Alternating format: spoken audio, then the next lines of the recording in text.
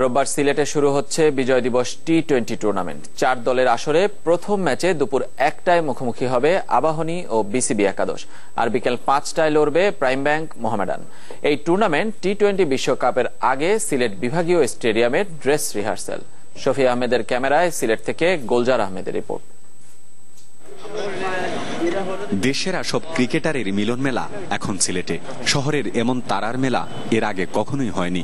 সাকিব, তামিম, মাশরাফি, মুশফিক একে একে সব ক্রিকেটার নেমে এলেন বিমান থেকে। ওসমানী বিমানবন্দরকে ঘিরে বাড়তি উত্তেজনা সাধারণ সিলেটবাসীর। উপলক্ষ বিজয় দিবস টি-20 টুর্নামেন্ট। আগামী 5 দিন সিলেট মেতে থাকবে ক্রিকেট উৎসবে। 10 দিনের টুর্নামেন্টে 4 দল একে অপরের সঙ্গে খেলবে দুবার করে। প্রথম 4 রাউন্ড হবে সিলেটে। টি-20 বিশ্বকাপকে সামনে রেখে প্রস্তুতির সুযোগ এই টুর্নামেন্ট। সে সুযোগকে যেন সবাই কাজে লাগায়, তার আহ্বান বাংলাদেশের অধিনায়কের।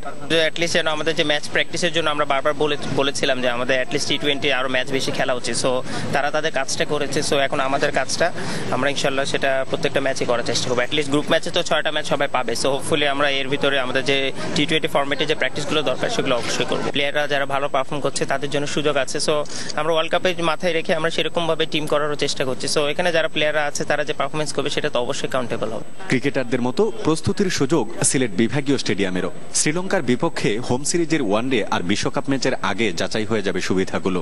সাধারণ দর্শকরাও আগ্রহ নিয়ে অপেক্ষায় তামিম সাকিবদের লড়াই দেখতে। প্রতিদিন 2টা করে ম্যাচ এখানে অনুষ্ঠিত হবে।